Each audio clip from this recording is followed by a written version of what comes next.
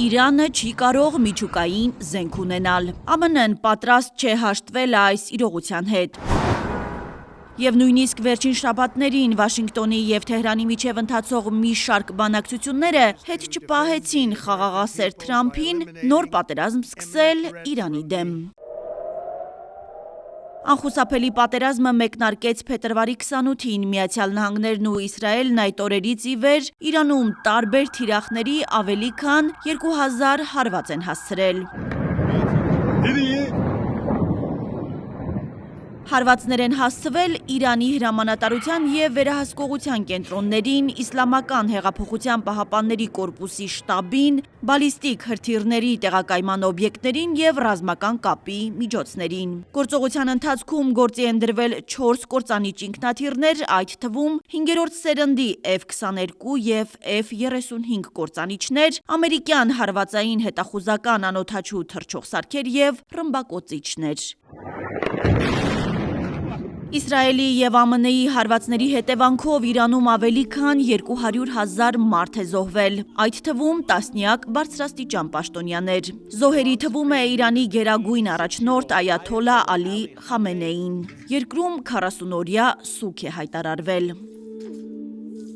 Ալի Խամենեիի սպանությունից հետո Իրանի ժամանակավոր գերագույն առաջնորդ է նշանակվել բարձրաստիճան հոգևորականներից Այաթոլլահ Ալիզերա Արաֆին։ ԱՄՆ նախագահ Դոնալդ Թրամփը հայտարարել է, որ Իրանի դեմ ԱՄՆ գործողությունը գրաֆիկից առաջ է։ Ոչ ոք չի կարող հավատալ այն հաջողությանը, որ մենք ունեցել ենք 48 առաջնորդ մեկ հարվածով ոչնչացել են, և դա տեղի է ունենում շատ արագ։ Ես ոչինչի համար չեմ անհանգստանում, ես պարզապես անում եմ այն, ինչ ճիշտ է։ Վերջիվերջո, դա աշխատում է։ ԱՄՆ նախագահը անդրադարձել է նաև Խամենեիի սպանությանը, ասելով. Ես նրան սպանեցի նախքան նա ինձ կսպաներ, նրանք 2 անգամ փորձել են, ես նրան առաջինը սպանեցի։ Իրանի պատասխան հարվածները չեն ուշացել, Իրանը տասնյակ բալիստիկ հրթիռներ է արձակել Իսրայելի ուղղությամբ մերձարևելյան մի շարք երկրների, այդ թվում Բահրեյնում և Արաբական Միացյալ Էմիրություններում գտնվող ամերիկյան ռազմակայաններին։ Սակայն հարվածները հասել են նաև ռազմական օբյեկտներից դուրս գտնվող տարածքներին։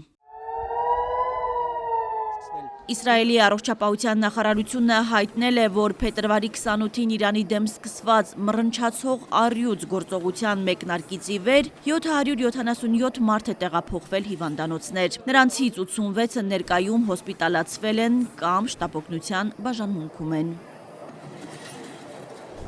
Իսրայելը մտադիր է առաջիկա օրերին ուժեղացնել Իրանի վրա իր հարվածները, այս մասին հայտարարել է վարչապետ Բենյամին Նեթանյահուն։ Իսրայելի բանակն էլ իր հերթին հաղորդագրություն է տարածել, որ Թեհրանի կենտրոնական հատվածի ուղղությամբ հարձակումների նոր շարք է սկսվել։ Իրանի ազգային անվտանգության գերագույն խորհրդի քարտուղար Ալի Լարիջանին հայտարարել է, որ երկիրը չի բանակցելու Միացյալ Նահանգների հետ։ Լարիջանին X-ում գրառում է կատարել։ ԱՄՆ նախագահն իր զինվորներին զոհաբերել է հանուն Իսրայելի իշխանատենչ ձգտումների։ Թրամփը տարածաշրջանը քաոսի մեջ է գցել իր կեղծ հույսերով և այժմ վախենում է ավելի շատ ամերիկացի զինվոր կորցնելուց։ Տարբեր երկրներ վերսկսված պատերազմի վերաբերյալ կոշտ քննադատություններ են արել։ Հռոմի Պապ Լևոն 14-րդը իր խորը մտահոգությունն է հայտնել Մերձավոր Արևելքում տիրող իրավիճակի առնչությամբ և կոչ է արել դադարեցնել բռնությունները։ Չինաստանի արտաքին գործերի նախագահ Վան Ինի համար Իրանի դեմ հարվածներն ու երկրի ղեկավարի սպանությունն անընդունելի են։ Հայաստանում նույնպես բուռն քննարկում են հարևան Իրանում տեղի ունեցող իրադարձությունները։ Պատկան մարմինները բնականաբար անհրաժեշտ աշխատանքներ իրականացնում են և Հայաստանի Հանրապետությունում խաղաղություն է և ցանկանում եմ, որ այս իրողությունը մենք հաշվի առնելով շարժվենք առաջ։ Այն տպավորությունն է, որ Հայաստանից մի 100 մետր հարավ որոշի բան տեղի չի ունենում։ Որևէ արձագանք չկա, որևէ դիրքորոշում չկա։ Ես չգիտեմ, արդյոք Հայաստանի իշխանությունները ինչ-որ ծրագրավորում իրականացրել են, եթե օրինակ